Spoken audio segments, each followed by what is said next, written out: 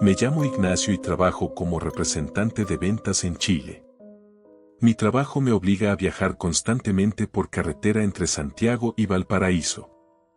He hecho ese recorrido cientos de veces, conozco cada curva, cada peaje, cada estación de servicio. Pero después de lo que me pasó en abril de 2023, nunca más manejo solo de noche por esa ruta. Era un martes, alrededor de las 10 de la noche. Salía de una reunión que se había extendido más de lo planeado y necesitaba volver a Santiago. La ruta 68 estaba prácticamente vacía a esa hora, solo algunos camiones y autos ocasionales. Llevaba música puesta, un podcast de True Crime que me mantenía despierto.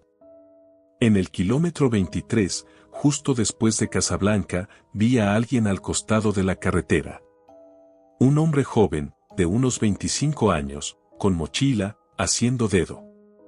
Normalmente no levanto autoestopistas, pero algo en mí esa noche me hizo frenar. Tal vez fue que se veía inofensivo, tal vez fue que me sentía solo y quería compañía para el resto del viaje. Bajé la ventanilla. ¿A dónde vas? Santiago, respondió con una sonrisa amigable.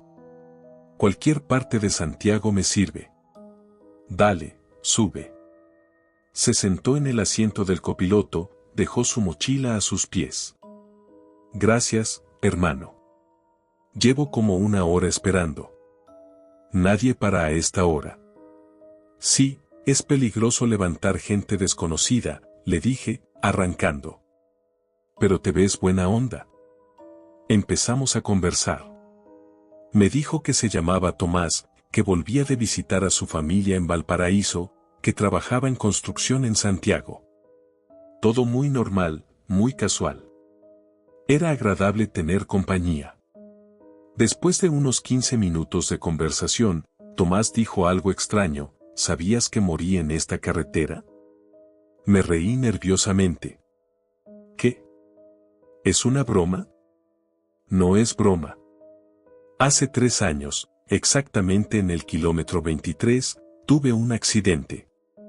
Un camión me chocó. Morí instantáneamente. Miré hacia él, esperando ver una sonrisa, alguna señal de que estaba jodiendo. Pero su expresión era completamente seria. Buen intento, pero no me asustas tan fácil, dije, tratando de mantener la calma aunque mi corazón empezaba a latir más rápido. No intento asustarte. Solo te digo la verdad. Cada noche vuelvo al kilómetro 23. Espero que alguien me levante. Y cuando lo hacen, les cuento mi historia. Ok, esto ya es muy raro. ¿Querés que te baje? Tomás negó con la cabeza. No podés bajarme. Ya es tarde para eso. Una vez que subí a tu auto, tenés que llevarme hasta el final. Intenté frenar pero mi pie no respondía.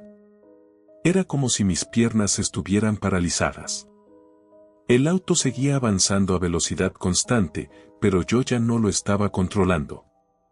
¿Qué me hiciste?, grité. ¿Qué carajo está pasando? Tranquilo, Ignacio. No te voy a hacer daño. Solo necesito que escuches mi historia. Es lo único que pido. ¿Cómo sabes mi nombre? Nunca te lo dije. Tomás sonrió tristemente. Sé muchas cosas. Cuando morís, empezás a ver cosas que los vivos no ven. Mi mente racional gritaba que esto era imposible, que tenía que haber una explicación lógica. Tal vez me había drogado de alguna forma, tal vez esto era una alucinación. Pero se sentía completamente real. Está bien, dije con voz temblorosa. Te escucho. Contame tu historia. Tomás miró hacia adelante, hacia la carretera oscura. Hace 3 años, yo también iba manejando de noche por esta ruta. También había levantado a un autoestopista. Un hombre mayor, muy amable. Conversamos durante todo el viaje. Cuando llegamos a Santiago, él me agradeció y se bajó. Pero antes de irse, me dijo algo extraño: tené cuidado en el kilómetro 23. Ahí es donde todo cambia. No le presté atención. Pensé que era un viejo loco. Pero 2 días después, volví a hacer el mismo recorrido. Y en el kilómetro 23, exactamente como él me había advertido, un camión invadió mi carril. No tuve tiempo de reaccionar. El impacto fue instantáneo. Lo último que recuerdo es un destello de luz y después, nada. Lo siento mucho, logré decir. Pero no entiendo qué tiene que ver eso conmigo. Desde esa noche, estoy atrapado. Cada noche vuelvo al kilómetro 23. Espero que alguien me levante. Les cuento mi historia. Y después les advierto. ¿Advertirme de qué? Tomás me miró directamente a los ojos. En exactamente 10 minutos, cuando llegues al kilómetro 47, un camión va a invadir tu carril. Va a venir de frente. Si no estás preparado, vas a morir. Como yo morí. Me quedé helado. ¿Qué? No, eso no puede ser. Esto es una broma pesada. No es broma. Es mi maldición. Cada noche advierto a alguien. A veces me hacen caso y sobreviven. A veces no me creen y mueren. Y cuando mueren, se unen a mí. Ahora hay 4 de nosotros esperando en diferentes kilómetros de esta carretera, advirtiendo a los vivos. Si sabes qué va a pasar, ¿por qué no simplemente me decís que pare el auto ahora? Porque no funciona así. La advertencia debe darse. El conductor debe elegir creerla o no. Debe elegir salvarse o ignorar la advertencia. Ese es el precio de mi condena. Miré el velocímetro. Íbamos a 90 kilómetros por hora. Miré los carteles de kilómetros que pasábamos. Kilómetro 40. Me quedaban 7 kilómetros, tal vez 5 minutos. Ok, digamos que te creo. ¿Qué tengo que hacer? Cuando llegues al kilómetro 47, vas a ver una curva cerrada a la derecha. Justo después de esa curva, reducí la velocidad a 40 kilómetros por hora y mantené tu carril bien a la derecha, casi en el arcén. El camión va a venir en dirección contraria, invadiendo tu carril. Si estás lo suficientemente a la derecha y vas despacio, va a pasar rozándote pero no te va a golpear. ¿Y si no hago eso? Entonces nos vemos mañana. Vos esperando en algún kilómetro, yo todavía en el 23, los dos atrapados para siempre. Llegamos al kilómetro 45. Mi corazón latía como loco. Parte de mí todavía pensaba que esto era una elaborada broma o una alucinación. Pero otra parte, la parte primitiva de mi cerebro que reconoce el peligro real, sabía que Tomás decía la verdad. Kilómetro 46. Vi la curva cerrada a la derecha que Tomás había mencionado. Empecé a reducir la velocidad. El auto, que había estado moviéndose por voluntad propia, ahora respondía a mis comandos otra vez. Buen chico, dijo Tomás. Estás eligiendo bien. Entré a la curva despacio. Del otro lado, aceleré un poco pero mantuve la velocidad en 40. Me pegué al arcén derecho tanto como pude sin salirme de la carretera. Y entonces lo vi.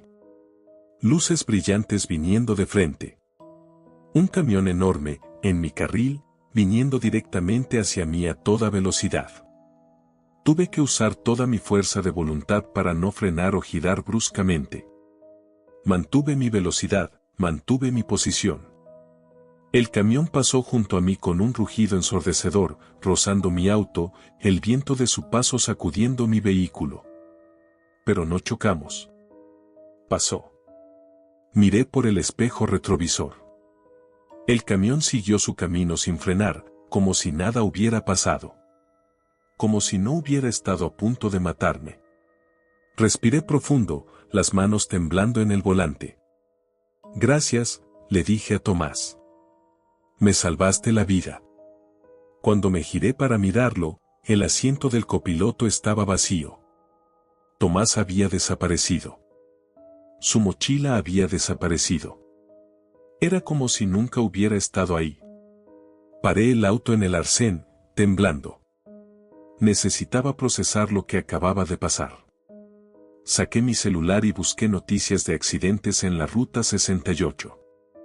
Encontré un artículo de 3 años atrás. Joven de 25 años muere en accidente en kilómetro 23 de Ruta 68.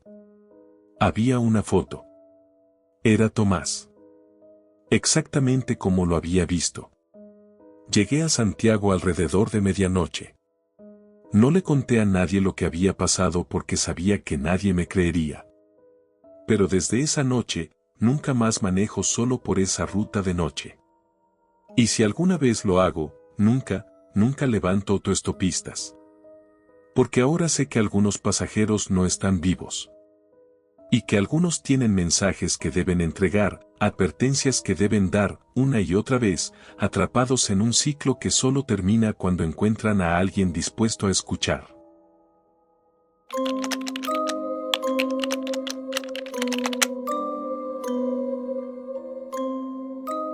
Me llamo Facundo y soy camionero en Perú.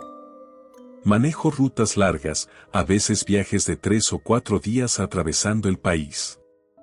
En junio de 2022, mientras manejaba por la Panamericana Sur cerca de Ica, experimenté algo que todavía me cuesta entender.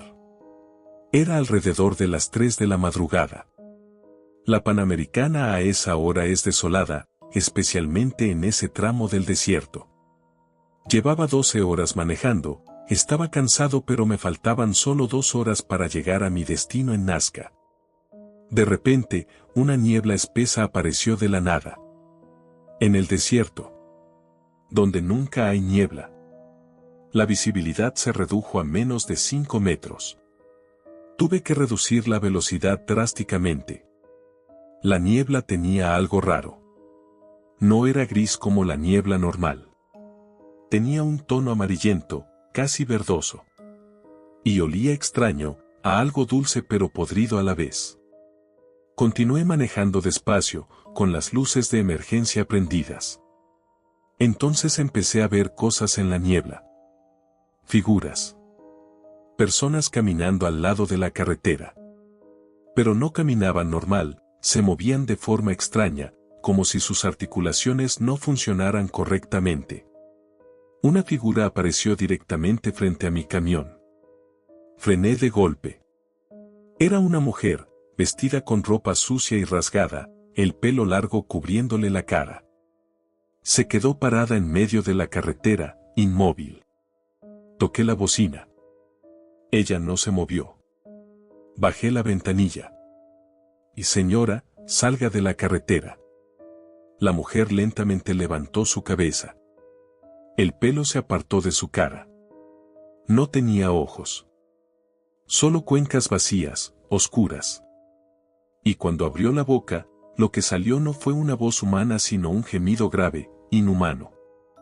Aceleré, pasando junto a ella. En el espejo retrovisor la vi girar su cabeza 180 grados para seguir mirándome, su cuerpo todavía de frente. Más figuras aparecieron. Docenas de ellas, todas caminando hacia la carretera, todas con ese movimiento antinatural. Y todas sin ojos. La niebla se hizo más espesa. Ya no podía ver nada. Manejaba completamente a ciegas, rezando para no salirme de la carretera. Las figuras golpeaban las ventanas del camión, dejando marcas de manos sucias en el vidrio. Esto continuó durante lo que pareció horas pero probablemente fueron 20 minutos. Entonces, tan súbitamente como había aparecido, la niebla se disipó. Volví a estar en la carretera normal, bajo el cielo estrellado del desierto. Sin niebla. Sin figuras. Como si nada hubiera pasado. Pero las marcas de manos en mis ventanas seguían ahí. Y el olor dulce y podrido permanecía en la cabina del camión durante días, sin importar cuánto la ventilara. Investigué después. Otros camioneros han reportado la misma niebla amarillenta en ese tramo de la Panamericana. Algunos hablan de almas del desierto, gente que murió perdida en el desierto y que ahora vaga eternamente, buscando el camino que nunca encontraron en vida. No sé si esa explicación es verdad. Solo sé que ahora evito manejar por ese tramo entre las 2 y las 4 de la madrugada. Y si alguna vez veo niebla en el desierto, doy media vuelta, sin importar cuánto tiempo me cueste el desvío.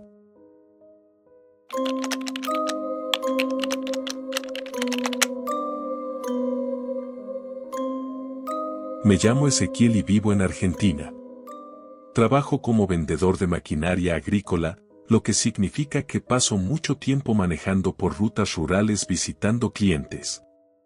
En octubre de 2023, mientras volvía de una visita en la provincia de Buenos Aires por la Ruta 2, tuve un encuentro que me persigue hasta hoy. Eran las 9 de la noche, ya oscuro. La Ruta 2 a esa hora tiene poco tráfico. Iba escuchando radio cuando vi algo que me hizo frenar inmediatamente, un niño, de unos 6 o 7 años, parado al costado de la ruta, solo, sin adultos a la vista. Paré el auto y bajé. ¿Estás bien, pibe? ¿Dónde están tus papás? El niño me miró. Sus ojos eran extrañamente brillantes en la oscuridad. Me perdí. ¿Me ayudas a buscar a mi mamá? Claro, subí al auto. Vamos a buscar una comisaría y ellos te van a ayudar. El niño subió al asiento trasero. Arranqué y empecé a manejar hacia el pueblo más cercano. ¿Cómo te llamas? Mateo. ¿Y cómo te perdiste, Mateo? Estábamos en el auto. Hubo un accidente. Me bajé y no encuentro a mamá. Miré alrededor buscando señales de un accidente reciente. No había nada. ¿Cuándo fue el accidente? Hoy. ¿Hace cuánto? Hoy, repitió con la misma voz monótona. Algo en su tono me inquietó. Miré por el espejo retrovisor para verlo mejor. Estaba sentado completamente inmóvil, mirando hacia adelante con esos ojos brillantes. No parpadeaba. Mateo, ¿estás seguro que estás bien? ¿Te duele algo? Ya no me duele. Al principio dolía mucho. Pero ahora ya no. Mi incomodidad crecía. ¿Qué fue lo que dolía? El fuego. Cuando el auto empezó a quemarse. Dolía mucho. Pero después paró. Me detuve en el arcén. Esto ya era demasiado extraño. Me di vuelta para mirar directamente al niño. Mateo, necesito que me digas la verdad. ¿Qué te pasó realmente? El niño finalmente parpadeó. Y cuando abrió los ojos otra vez, eran completamente negros. Sin blanco, sin iris. Solo negro puro. Y su piel empezó a cambiar, volviéndose grisácea, con marcas de quemaduras apareciendo. El auto se prendió fuego, dijo con esa voz que ya no sonaba infantil. Mamá no pudo sacarme. Me quedé adentro. Me quemé vivo. Y ahora busco a alguien que me ayude a encontrarla. Abrí la puerta del auto y salí corriendo. Corrí varios metros antes de atreverme a mirar atrás. El niño estaba parado al lado de mi auto, inmóvil, mirándome. No podés dejarme, dijo su voz resonando en la noche. Necesito encontrar a mamá. Necesito encontrar a mamá. Su grito fue sobrenatural, como 1000 voces gritando al mismo tiempo. Seguí corriendo hasta ver las luces de un auto que venía. Le hice señas desesperadamente para que parara. Era una pareja mayor. Les conté atropelladamente sobre el niño. El hombre sacó una linterna y fuimos hacia mi auto. El niño ya no estaba. El asiento trasero estaba vacío, pero había marcas de quemaduras en el tapizado. Al día siguiente investigué. En 2019, hubo un accidente en ese tramo de la Ruta 2. Un auto se incendió después de chocar contra un camión. Una madre y su hijo de 7 años murieron. El niño se llamaba Mateo. Nunca recuperé mi auto. No podía volver a subirme sabiendo lo que había estado ahí. Lo vendí por casi nada, sin mencionar lo que había pasado. Y cada vez que paso por la ruta 2 de noche, miro hacia el costado con miedo de ver a un niño solo, esperando, buscando eternamente a su madre.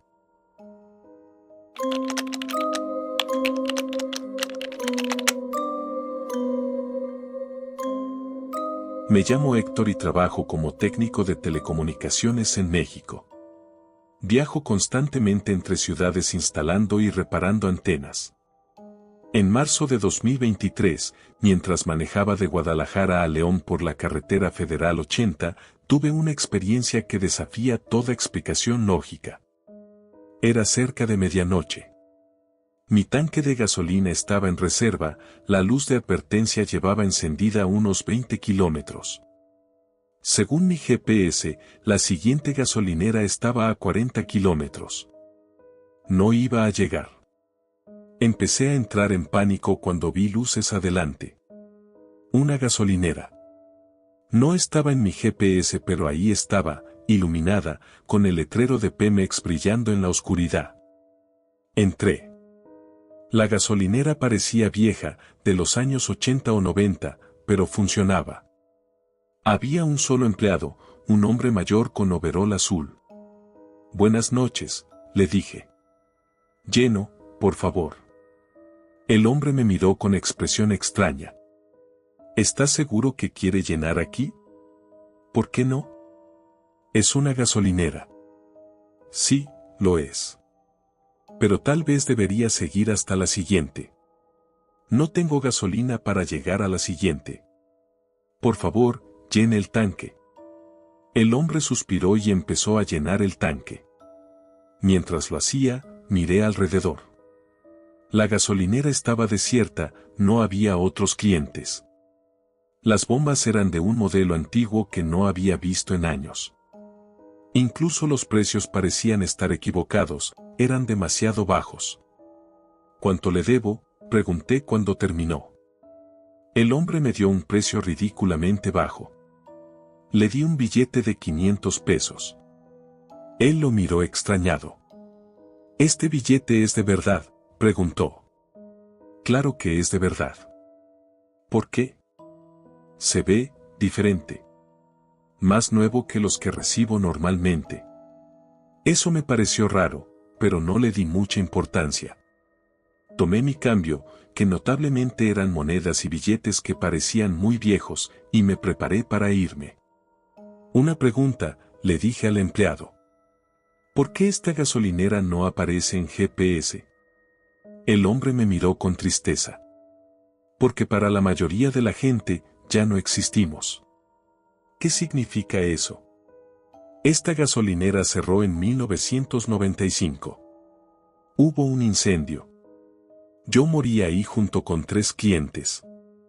Pero seguimos operando, para gente como usted que realmente necesita gasolina. Aparecemos solo cuando es absolutamente necesario». Pensé que me estaba tomando el pelo. Me reí nerviosamente. «Buen chiste, señor. Gracias por la gasolina». «No es chiste, joven. Pero está bien si no me cree. Solo le pido un favor, cuando llegue a su destino, revise su tanque. Y revise el cambio que le di». Subí a mi auto y salí de la gasolinera. Miré por el espejo retrovisor. Las luces de la gasolinera parpadearon una vez y se apagaron. Cuando miré otra vez, la gasolinera había desaparecido completamente. Solo quedaba un terreno vacío con escombros. Seguí manejando, convencido de que estaba alucinando por el cansancio. Pero llegué a León sin problemas, con el tanque lleno. Al día siguiente, revisé el cambio que me había dado. Las monedas y billetes eran todos de antes de 1995. Algunos ya ni siquiera estaban en circulación. Busqué información sobre gasolineras en ese tramo de la carretera. Encontré un artículo de periódico de 1995, incendio en gasolinera deja 4 muertos. La dirección coincidía exactamente con donde había parado. Guardé las monedas y billetes viejos como prueba. Cuando se los mostré a un coleccionista de numismática, me confirmó que eran auténticos, de mediados de los 90.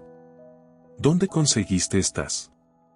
Algunas están en condiciones de mint, como si nunca hubieran sido usadas. No supe qué responder. ¿Cómo explicar que me las dio un hombre muerto en una gasolinera que ya no existe? Desde entonces, cada vez que paso por ese tramo de carretera, busco la gasolinera.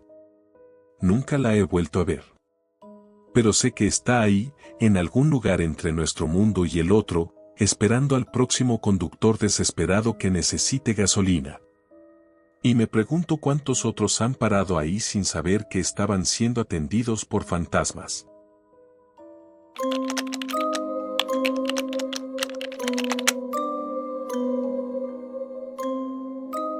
Me llamo Renato y soy médico de emergencias en Guayaquil, Ecuador. Estoy acostumbrado a ver accidentes de tránsito, trauma, sangre. Pensé que nada me podía sorprender. Hasta que en enero de 2024, mientras volvía a casa después de un turno nocturno, fui testigo de algo que todavía no puedo explicar. Eran las 6 de la mañana, apenas amaneciendo. Manejaba por la vía a la costa, una autopista que conecta Guayaquil con la costa. Estaba cansado después de 12 horas en el hospital, pero el camino estaba despejado y faltaba poco para llegar a casa. Adelante, como a 200 metros, vi un accidente. Un auto volcado, humo saliendo del motor, vidrios rotos por todos lados. Parecía reciente, muy reciente. Inmediatamente puse las luces de emergencia y paré en el arcén. Agarré mi botiquín de primeros auxilios que siempre llevo en el auto y corrí hacia el vehículo accidentado. Había una persona adentro. Un hombre de unos 40 años, atrapado por el cinturón de seguridad, el auto sobre su techo. Tenía sangre en la cara pero estaba consciente. Tranquilo, soy médico, le grité. Voy a sacarte de ahí. El hombre me miró con ojos vidriosos. No podés, no soy real. Pensé que estaba delirando por el trauma. Si sos real, te voy a sacar. Quédate quieto. Logré abrir la puerta con dificultad. Corté el cinturón de seguridad con una navaja y ayudé al hombre a salir del auto. Lo acosté en el pasto del arcén, revisé sus signos vitales. Tenía pulso débil, presión baja, posible hemorragia interna. Saqué mi celular para llamar a emergencias. Pero antes de que pudiera marcar, el hombre agarró mi muñeca con fuerza sorprendente. Escúchame bien, esto ya pasó, hace 5 años, yo morí en este accidente, el 15 de enero de 2019. ¿Qué fecha es hoy? 15 de enero de 2024, respondí, confundido. Tenés que quedarte quieto, estás en shock. No entendés, esto pasa cada año, revivo mi muerte cada año en esta fecha, aparece el accidente, alguien para ayudarme, y después todo desaparece. Eso no tiene sentido, dije, pero algo en mi interior empezaba a sentir que algo estaba muy mal. El auto accidentado, cuando lo miraba directamente, se veía sólido. Pero de reojo, parecía translúcido, como un holograma. Por favor, suplicó el hombre. Por favor, decile a mi familia que lo siento. Deciles que estaba mandando un mensaje de texto. Esa fue mi estupidez. Díganles que los amo. Podés decírselo vos mismo cuando te recuperes. El hombre sonrió tristemente. No puedo. Mira. Levantó su camisa. Donde debería haber heridas frescas de sangre, había algo más. Podía ver a través de él. Literalmente. Podía ver el pasto del otro lado de su cuerpo. Retrocedí, cayendo sobre mi trasero. Esto no está pasando. Sí está pasando. Y va a terminar en 30 segundos. Cuando termine, todo va a desaparecer. Vos te vas a olvidar. Pero antes de que eso pase, necesito que anotes esto. Me dio un nombre, una dirección, un número de teléfono. Mi esposa. Ella nunca superó mi muerte. Decile que la vi intentar contactarme en esas sesiones de espiritismo. Decile que funcionó. Que estoy en paz ahora. Que ella también debe encontrar paz.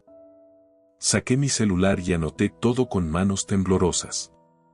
Cuando levanté la vista, el hombre estaba desapareciendo. No como en las películas, con efectos especiales. Simplemente se estaba volviendo menos sólido, menos presente.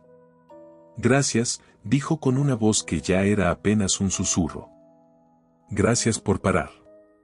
Gracias por intentar salvarme, aunque ya no puedas. Y desapareció. Completamente. El auto accidentado también desapareció. Los vidrios rotos, el humo, la sangre en el asfalto. Todo. Quedé ahí sentado en el arcén, solo, con mi botiquín abierto a mi lado. Miré mi celular. La nota estaba ahí. Nombre, dirección, teléfono. Prueba de que no lo había imaginado. Pasé el resto del día debatiendo qué hacer.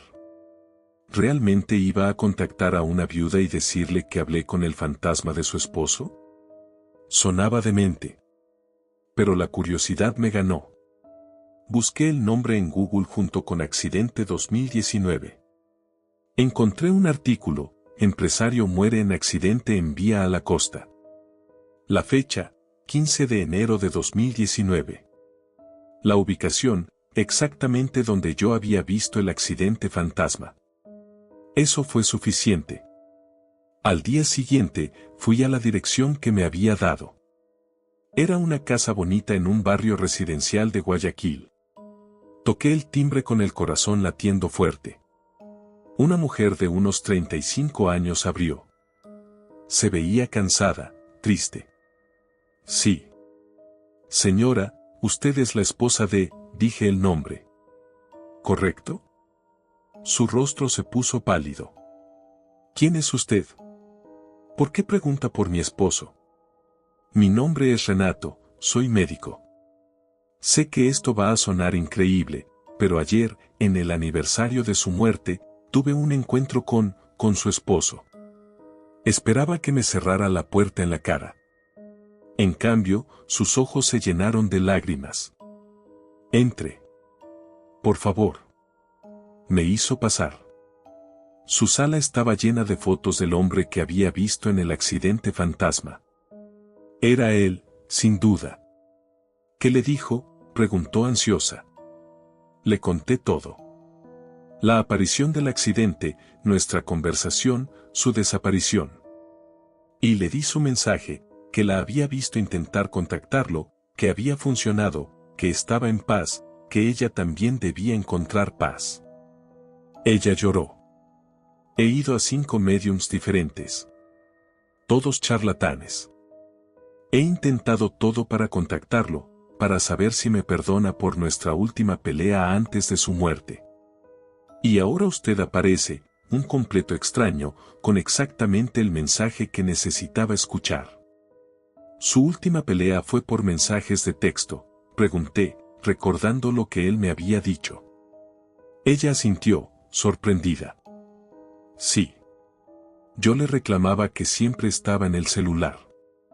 Esa mañana discutimos porque mandaba mensajes mientras desayunábamos. Esas fueron nuestras últimas palabras. Y después se mató porque estaba mandando un mensaje mientras manejaba. La ironía es demasiado cruel. Él quiere que sepas que lo lamenta. Y que te ama. Me lo dijo claramente. Nos quedamos hablando durante 2 horas. Le conté cada detalle que recordaba.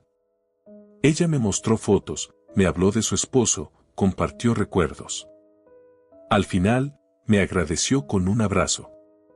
No sé por qué mi esposo eligió aparecerse ante usted, me dijo. Pero estoy agradecida de que lo hiciera. Finalmente puedo empezar a sanar. Desde ese día, cada 15 de enero manejo por una ruta diferente. No quiero arriesgarme a ver el accidente otra vez, aunque parte de mí tiene curiosidad. ¿Sigue apareciendo? Ahora que entregó su mensaje, ¿ha encontrado paz? No lo sé. Pero aprendí algo, hay cosas entre la vida y la muerte que no entendemos. Momentos que se repiten, almas que buscan cierre, mensajes que necesitan ser entregados. Y a veces, por razones que nunca conoceremos, somos elegidos para ser el mensajero entre esos dos mundos.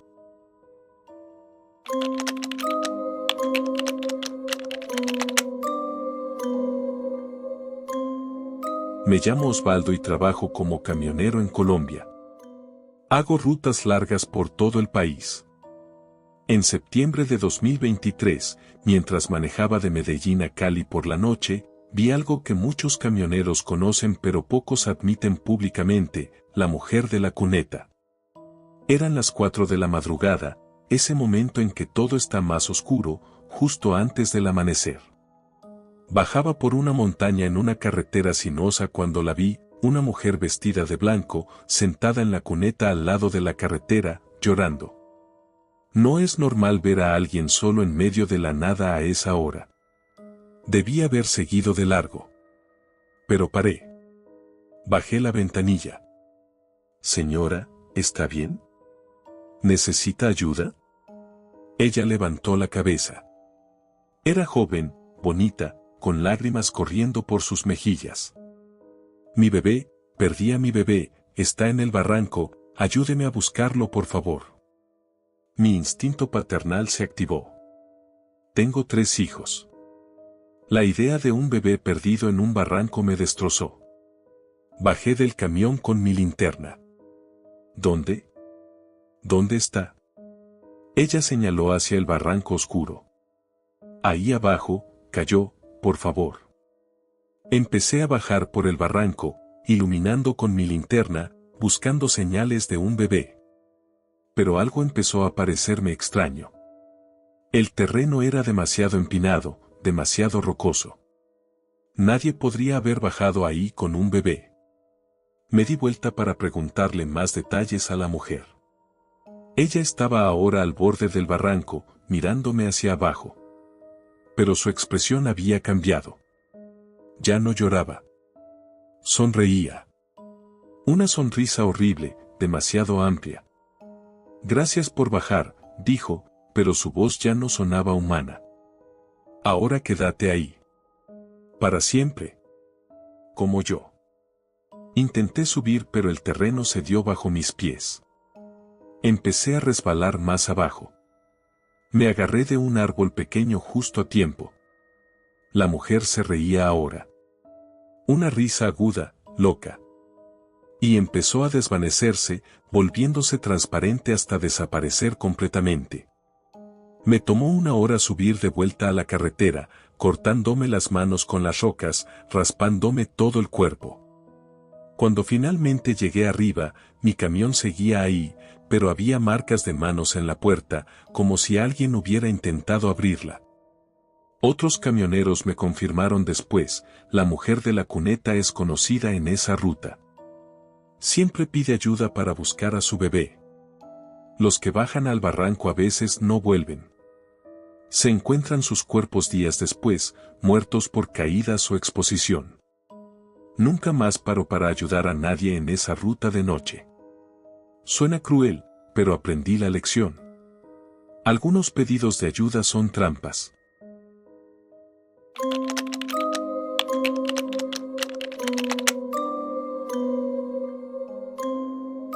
Me llamo Darío y soy conductor de Uber en Montevideo, Uruguay. Trabajo principalmente de noche porque paga mejor. En noviembre de 2023 tuve una experiencia que casi me hace dejar el trabajo. Eran las 2 de la madrugada. Acababa de dejar un pasajero en las afueras de la ciudad y volvía al centro buscando más viajes. La ruta estaba vacía, solo yo y la oscuridad. Entonces noté algo raro. Había un auto detrás de mí. No sería extraño, excepto que mantenía exactamente la misma distancia sin importar si yo aceleraba o frenaba. Siempre a la misma distancia exacta. Hice una prueba. Aceleré súbitamente. El auto aceleró también. Frené. El auto frenó. Era como si estuviera conectado a mí. Decidí salir de la ruta principal y tomar un desvío. El auto me siguió. Tomé otro desvío. Me siguió también. Cada giro que hacía, él lo replicaba exactamente. Empecé a asustarme. ¿Quién era? ¿Por qué me seguía? Intenté ver detalles del auto en el espejo retrovisor, pero solo veía los faros. 2 círculos de luz blanca, sin forma visible del vehículo detrás de ellos. Tomé mi celular para llamar a la policía. En ese momento, el auto detrás aceleró y se puso justo junto a mí. Miré hacia el lado. No había auto. Solo 2 faros flotantes, moviéndose paralelos a mí. Sin carrocería, sin ruedas, sin conductor. Solo faros, brillando en la oscuridad. Grité y aceleré a fondo. Los faros me siguieron, manteniéndose a mi lado. Después lentamente se movieron al frente, cruzándose en mi camino. Tuve que frenar bruscamente para no chocar contra nada. Porque no había nada físico que chocar. Los faros flotaron frente a mí por unos segundos. Después se apagaron instantáneamente y desaparecieron. Me quedé ahí sentado, temblando, en medio de una calle desierta. Cuando finalmente pude moverme, manejé directamente a una comisaría y reporté lo que había visto. El policía de turno me miró con escepticismo, pero anotó mi reporte. Faros flotantes, repitió. ¿Había consumido alcohol o drogas? Nada. Estaba completamente sobrio. Sé lo que vi. El policía suspiró. Mire, usted no es el primero en reportar algo así. Hay historias de faros fantasma en esa zona. Algunos dicen que son de un auto que chocó hace años, que los faros siguen funcionando de alguna forma. No tengo explicación para usted. Solo le puedo sugerir que evite esa ruta de noche. Al día siguiente investigué por mi cuenta. En 2015, hubo un accidente múltiple en esa zona. Varios autos chocaron durante una noche de niebla. 3 personas murieron. Desde entonces, conductores nocturnos reportan ver faros que los siguen, que se mueven sin vehículo visible. Algunos teóricos dicen que son imágenes residuales, como grabaciones de energía de eventos traumáticos que se repiten. Otros creen que son espíritus de los que murieron, todavía conduciendo eternamente por esa ruta. Yo no sé qué son. Solo sé que dejé de trabajar en esa zona de la ciudad de noche. Cambié mis horarios, ahora trabajo principalmente de día. Gano menos dinero, pero duermo mejor. Porque hay cosas ahí afuera, en nuestras carreteras nocturnas, que desafían la lógica. Y no todas son benignas. Algunas solo observan. Otras, como la mujer de la cuneta, activamente buscan dañar. Y los faros gemelos, no sé qué buscan. Pero no quiero descubrirlo.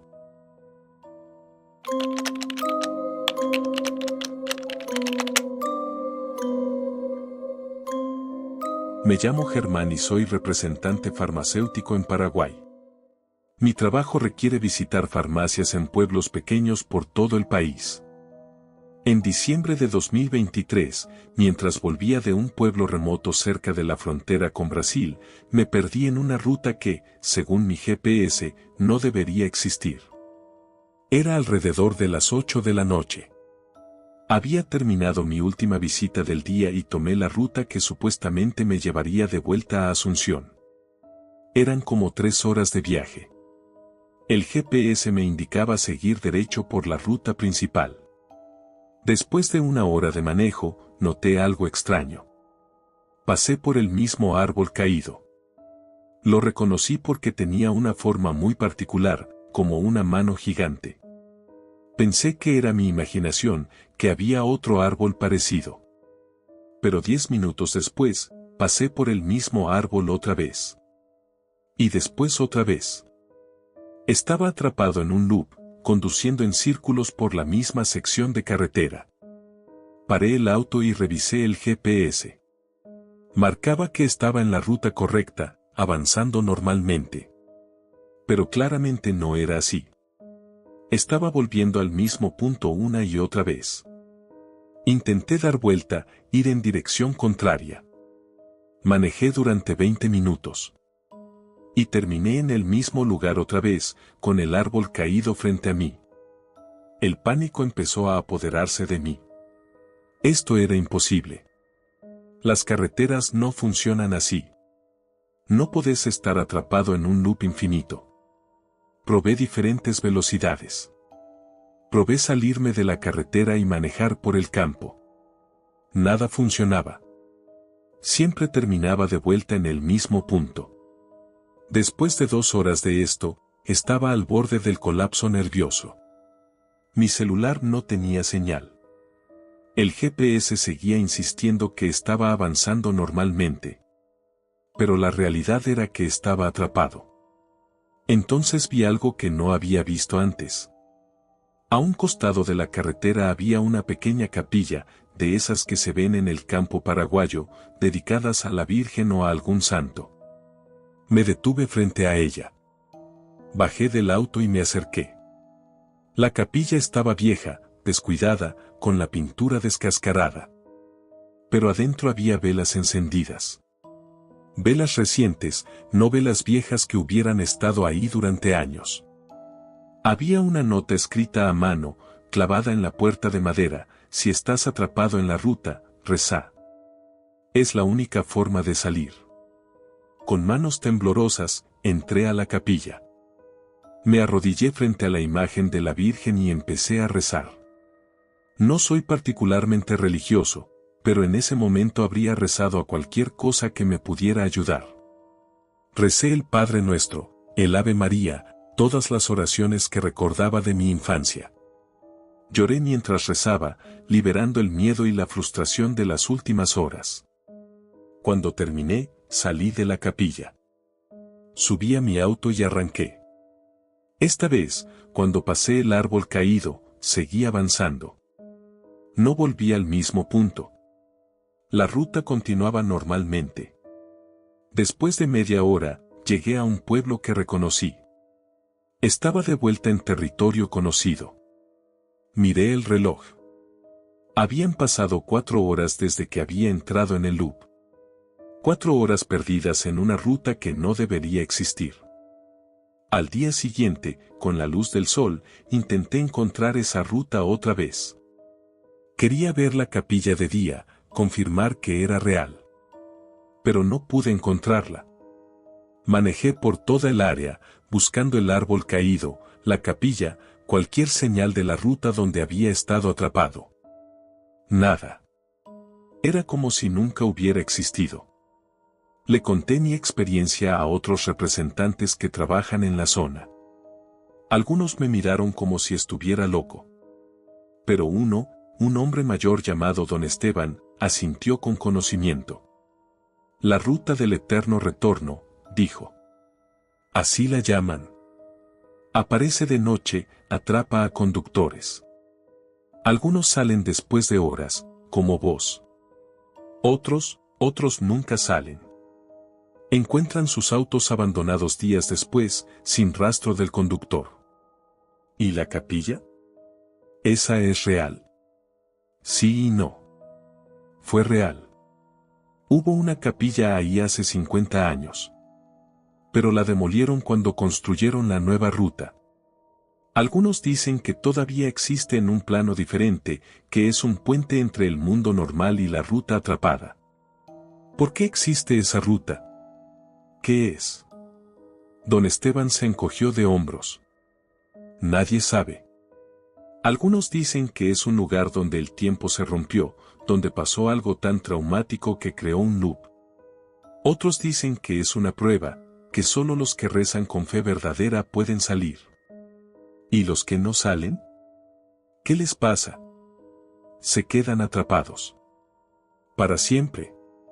Condenados a manejar en círculos eternamente, buscando una salida que nunca van a encontrar. Desde ese día, nunca más trabajo hasta tarde en esa región. Siempre termino mis visitas antes de que oscurezca. Y cargo siempre un rosario en mi auto, colgado del espejo retrovisor. Porque aprendí que hay lugares en este mundo donde las reglas normales no aplican, donde podés quedar atrapado en loops imposibles, donde solo la fe puede salvarte. Y cada vez que paso cerca de esa área, digo una oración silenciosa. Por mí mismo, para que nunca vuelva a entrar en esa ruta. Y por los que todavía están atrapados ahí, manejando en círculos, pasando por el mismo árbol caído una y otra vez, sin esperanza de escape. Porque lo más aterrador no es el loop en sí. Es saber que ahí afuera, en algún lugar entre nuestro mundo y otro, hay conductores que llevan años, tal vez décadas, atrapados. Todavía esperando que alguien los rescate. Todavía creyendo que eventualmente van a encontrar la salida. Pero la salida solo existe si sabes dónde buscar. Y si no encontrás la capilla, si no rezás con fe verdadera, entonces esa ruta se convierte en tu tumba.